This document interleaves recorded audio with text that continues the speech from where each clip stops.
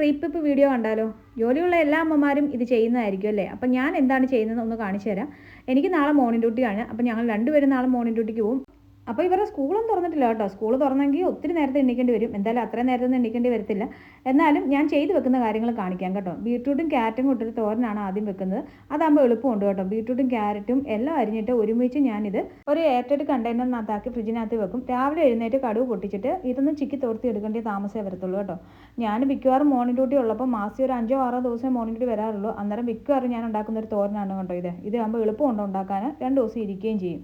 ഇതൊക്കെ എണീറ്റ് രാവിലെ ഉണ്ടാക്കിയാൽ പോരെ എന്നുള്ള ക്വസ്റ്റ്യനൊക്കെ ഇവിടെ നിരോധിച്ചിരിക്കുന്നു. ഇതൊക്കെ രാവിലെ എണീറ്റ് ഉണ്ടാക്കണമെങ്കിൽ അരിഞ്ഞൊക്കെ ഉണ്ടാക്കി എടുക്കണമെങ്കിൽ ചിലപ്പോൾ നമ്മൾ 3 മണിക്കോ 4 മണിക്കോ ഒക്കെ എണ്ണിക്കേണ്ടി വരും. അപ്പോൾ അത് ഒഴിവാക്കാൻ വേണ്ടിയാണ് കേട്ടോ ഇപ്പോൾ ഇങ്ങനെയൊക്കെ ചെയ്ത് വെക്കുന്നത്. പിന്നെ എന്നെ അടുക്കള ഏറ്റവും കൂടുതൽ സഹായിക്കുന്ന ഒരു കൂട്ടുകാരനാണ് കേട്ടോ. അതേണ്ട ഇത് ഇവൻ എന്നെ എത്രത്തോളം സഹായിക്കുന്നുണ്ടെന്ന് എനിക്ക് മാത്രമേ അറിയത്തുള്ളൂ. ഇത് ഇത്രയും സാധനങ്ങൾ ഒറ്റയടിക്ക് ഞാൻ നല്ല അരിഞ്ഞെടുത്താണ് കേട്ടോ.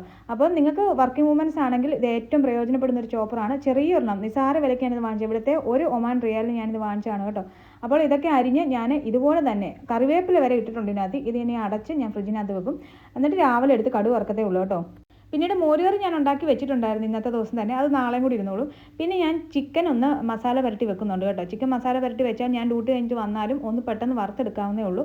അതുപോലെ തന്നെ ഇന്ന് ഞങ്ങൾക്ക് മത്തി കിട്ടിയായിരുന്നു. മത്തി ഞാൻ കൈയോടെ തന്നെ അങ്ങ് മസാല പുരട്ടി വെക്കുന്നുണ്ട് കേട്ടോ.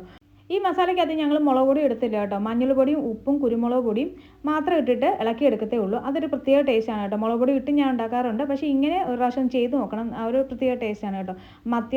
മത്തിയുടേതായിട്ട് രുചി നമുക്ക് പ്രത്യേകിച്ച് അറിയാൻ പറ്റും.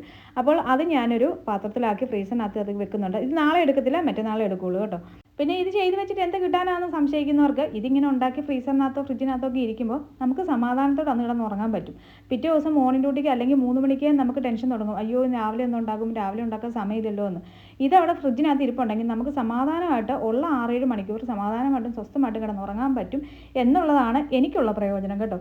അപ്പം നിങ്ങൾക്ക് ഇങ്ങനെ ഫീൽ ചെയ്യാറുണ്ടോ? ഉണ്ടെങ്കിൽ എനിക്കൊന്ന് കമൻറ്റ് ചെയ്യണേ. ഇങ്ങനെ ഒത്തിരി ആൾക്കാർ ചെയ്യുന്നുണ്ട്, പ്രിപ്പയർ ചെയ്ത് വെക്കുന്നുണ്ട്. കാരണം ആ വർക്കിംഗ് ലൈഫും നമ്മുടെ വീട്ടിലെ ജോലിയും എല്ലാം കൂടെ ബാലൻസ് ചെയ്യണമെങ്കിൽ ഇതൊക്കെ ചെയ്തേ പറ്റൂ. ഇതൊക്കെ ചെയ്യാതെ തന്നെ പണ്ടുള്ള അമ്മമാർ 3 മണിക്ക് 4 മണിക്ക് എണീച്ചൊക്കെ പണി തീർക്കുമായിരുന്നു. പക്ഷേ അത്രയുള്ള സ്പീഡൊന്നും നമുക്കിതുവരെ ആയിട്ടില്ല. അതുകൊണ്ടാണ് ഇതൊക്കെ ചെയ്ത് വെക്കുന്നത് കേട്ടോ. അപ്പോൾ നിങ്ങൾക്ക് ഇങ്ങനെയുള്ള ലഞ്ച് പ്രിപ്പറേഷനും പ്രീപ്പിപ്പ് വീഡിയോസും ഒക്കെ ഇഷ്ടമാണെങ്കിൽ ഒന്ന് മെസ്സേജ് ചെയ്യണേ. നിങ്ങളുടെയൊക്കെ ഒരു മെസ്സേജിന് വേണ്ടിയിട്ട് നോറ്റിരിക്കുകയാണ് കേട്ടോ ഇവിടെ. അപ്പോൾ അത്രേ ഉള്ളൂ ഇന്നത്തെ വീഡിയോ. Bye bye.